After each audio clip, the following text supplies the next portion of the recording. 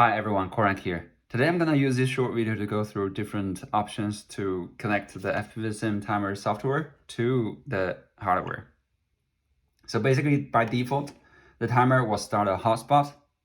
The hotspot is no different from the hotspot you start from your phone. And you can basically connect your phone or a laptop to the hotspot and then talk to the timer. That is usually fine until we power up our radio. These radios, they have this frequency hopping technology. And when it comes to Wi-Fi, it basically becomes a big bully.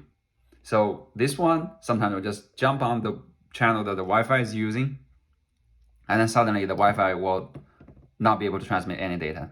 And how Wi-Fi resolves that is by just not talking. So basically Wi-Fi doesn't do any frequency hopping, cannot hop to other channel, it'll just stay silent. And then for you will basically see your connection get broken. Are there any ways around it? Yes, using one of these routers.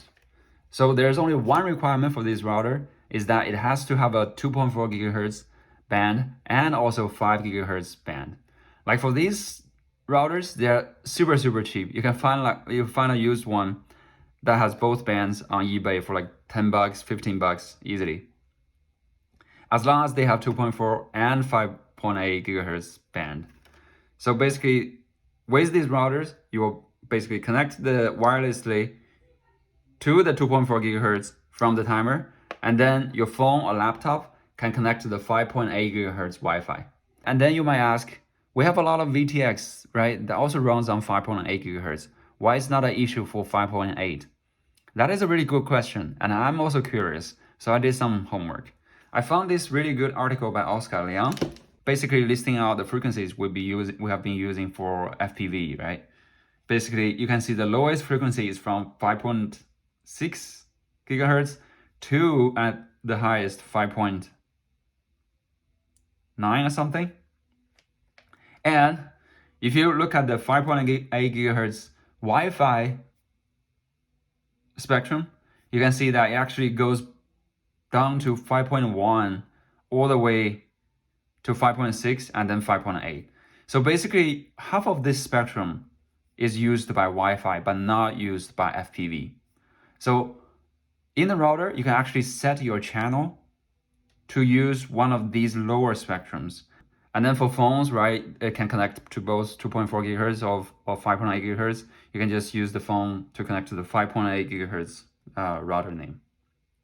That way, you will always avoid all the interference from both radio and VTX.